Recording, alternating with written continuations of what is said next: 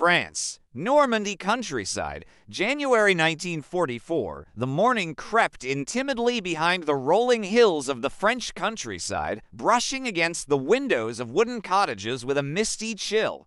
André Dubois stood at the edge of the farm, gazing at the gray sky, his hand resting on the edge of a rifle that had not left his side since the conscription orders arrived. 25 years old, with hazel eyes and unkempt brown hair, his disheveled look mirrored the chaos that had swallowed all of Europe.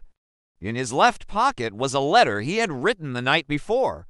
"The cold bites into the bones, and fear never leaves me, but your voice and the voice of little Louise, they still warm me somehow." A letter never sent, and one that never would be. It was addressed to his mother, Marie Dubois, who was likely baking bread and humming old tunes in their clay kitchen at that very moment. She had no idea this letter would remain in her son's coat pocket forever, or the fire of destruction. Dear mother, the residents of the tiny town of St. Julien had grown accustomed to seeing German soldiers passing slowly between houses, eyeing the farmers with suspicion, confiscating supplies whenever it pleased them.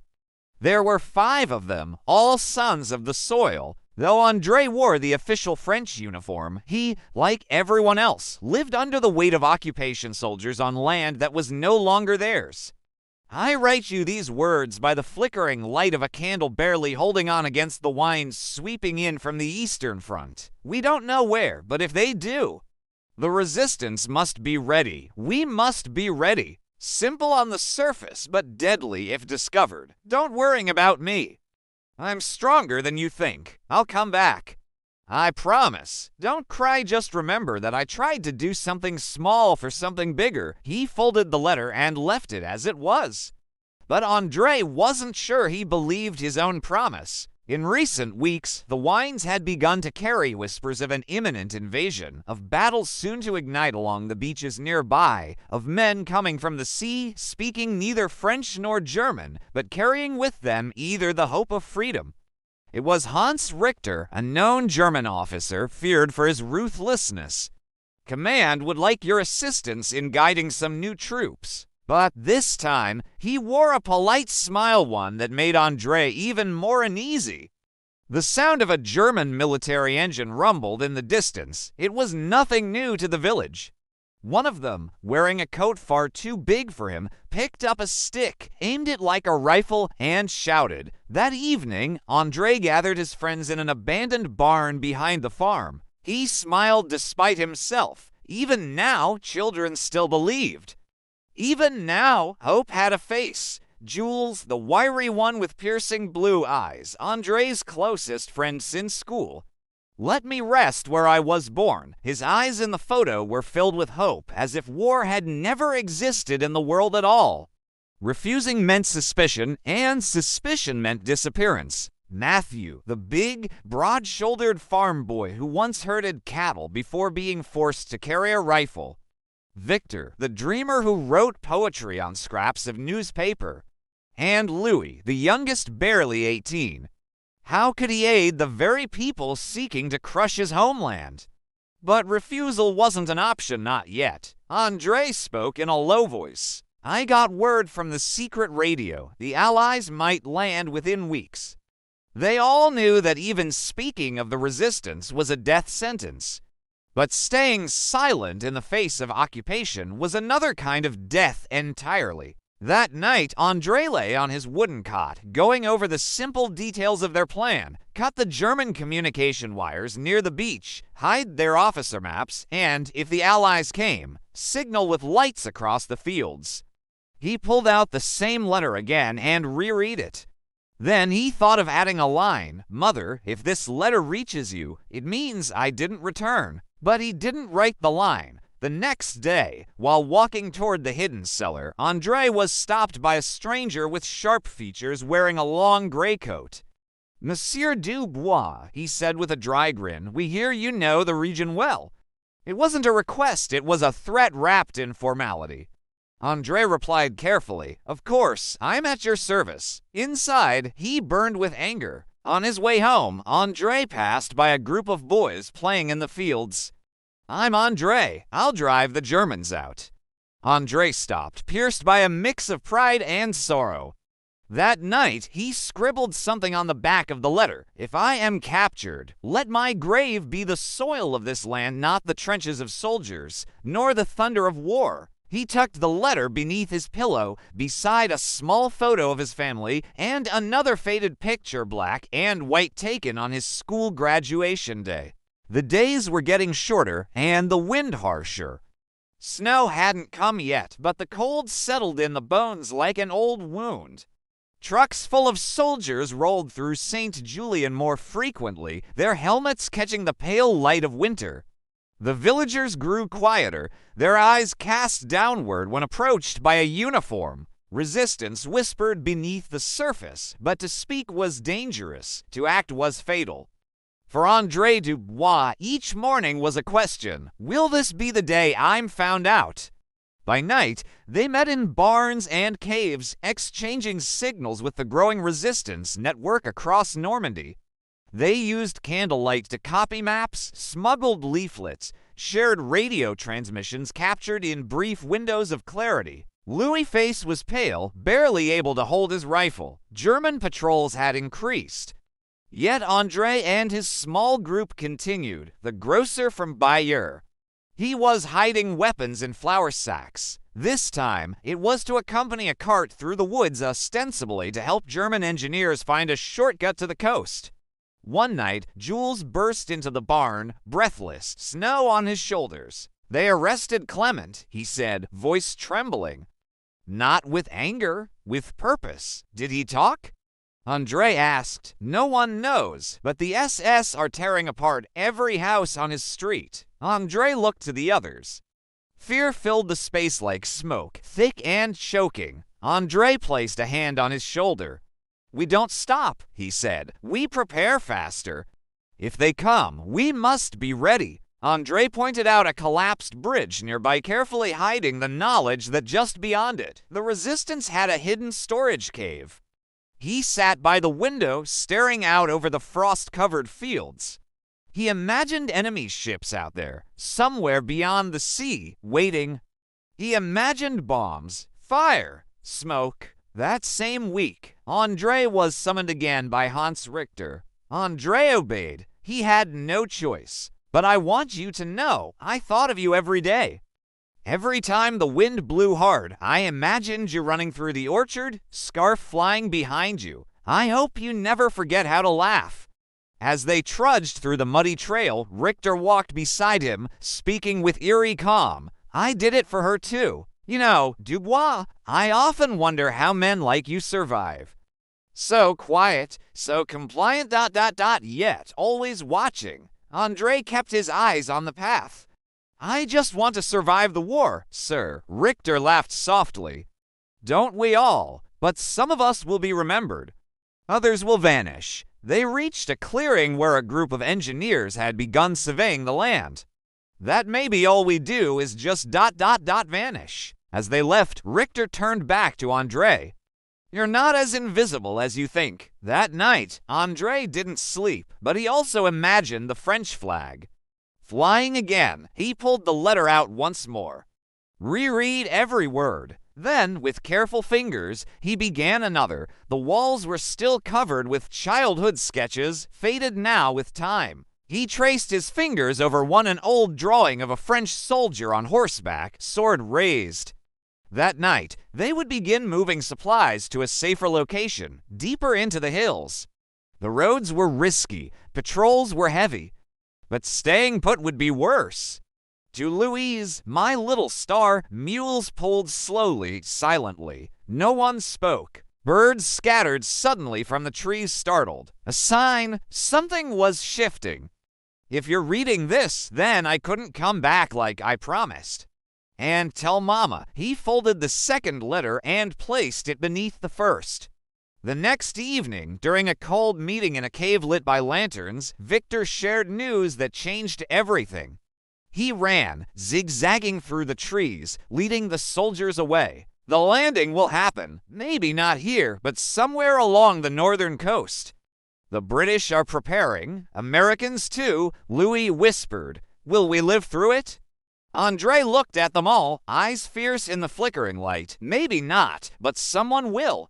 Someone has too. Later, as they left one by one, Jules lingered. You ever think we won't matter? He asked. The cart was gone. His friends too. Andre looked out into the dark forest. Maybe, but I'd rather vanish for something than live for nothing. The following morning, Andre stood again at the edge of the farm, watching fog lift over the hills.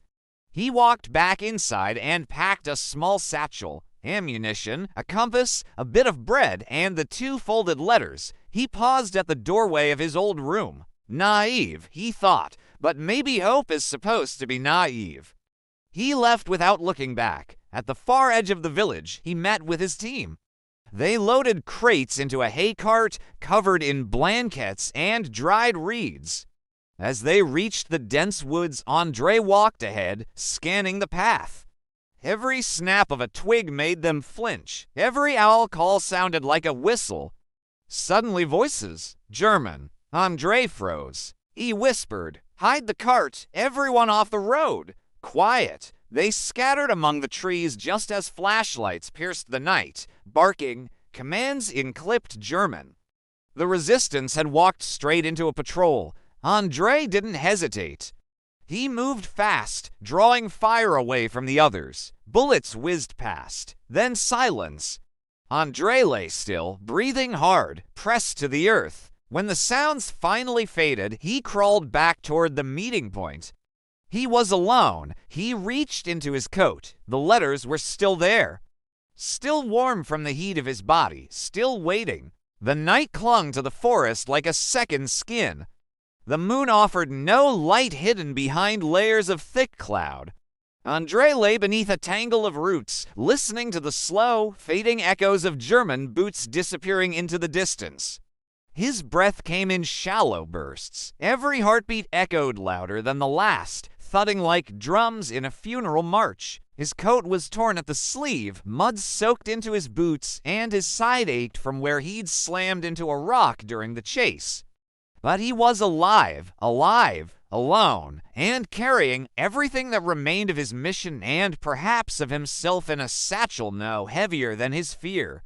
He stayed still until dawn began to bleed into the horizon. Then he moved. By midday, Andre found his way to the edge of La Forêt des Ambas, the dense woodland that marked resistance territory. The others should have retreated here. If they survived, they'd be hiding somewhere nearby. He whistled once.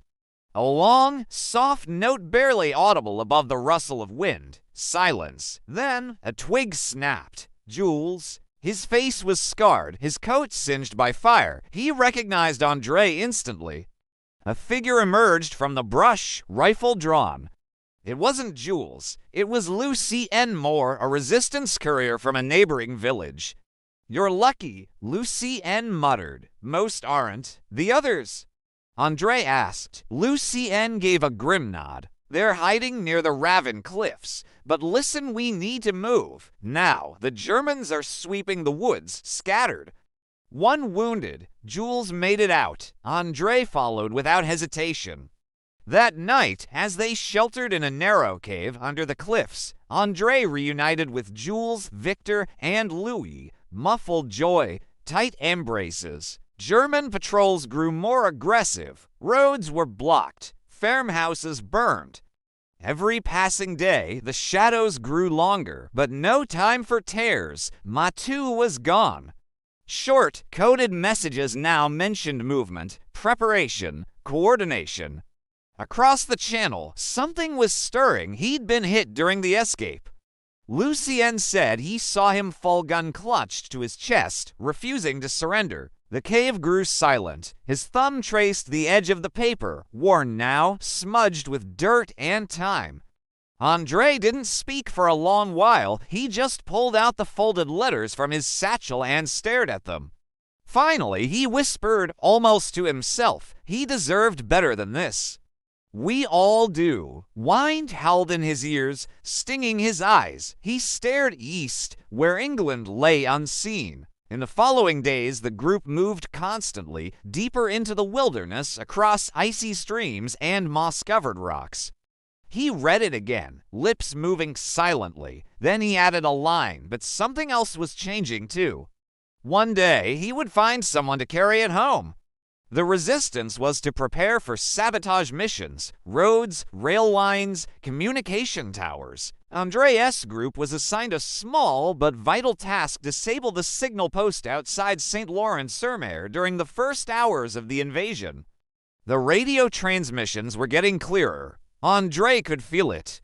He spent hours listening to the crackling radio they'd hidden inside a hollow tree trunk. One night, a message came through. Nightingale will sing before the storm. He looked at Victor. It's happening. On a cold March morning, Andre climbed to the top of the Ravin cliffs, overlooking the gray vastness of the sea. There would be ships, thousands perhaps, and planes and men. He could almost see them already.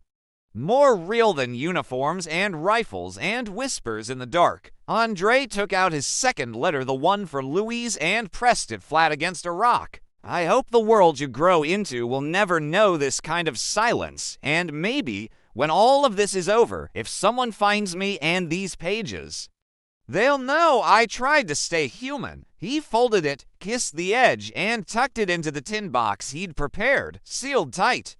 If he didn't make it himself, by April, orders became more specific. Thunder rumbled across the hills, drowning out even the hum of German vehicles nearby. It wasn't a suicide mission. If this letter is in your hands, I may not have survived. But I want you to know, but it might as well be. Andre trained the others tirelessly. They practiced wiring explosives, studied escape routes, created false identification papers, and memorized contingency plans. Jules, despite the fatigue in his eyes, managed a smirk. Remember when we used to skip school to fish down by the creek? Now we skip death, Andre replied dryly. Even in laughter, there was weight. One night, as they prepared to leave their last camp before deployment, Louis approached Andre quietly.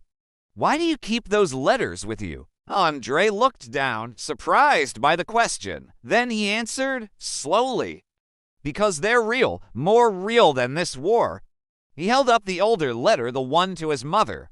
"This is who I was, who I still want to be." Louis nodded. "You will." The night before their mission, rain lashed the forest like punishment. Inside their shelter, Andre couldn't sleep. He watched the rain hit the tarp above them, drumming a rhythm like marching boots. Then he took out a scrap of paper and wrote a third letter. "To whomever finds this, my name is Andre Dubois. I was born in Saint-Julien, Normandy.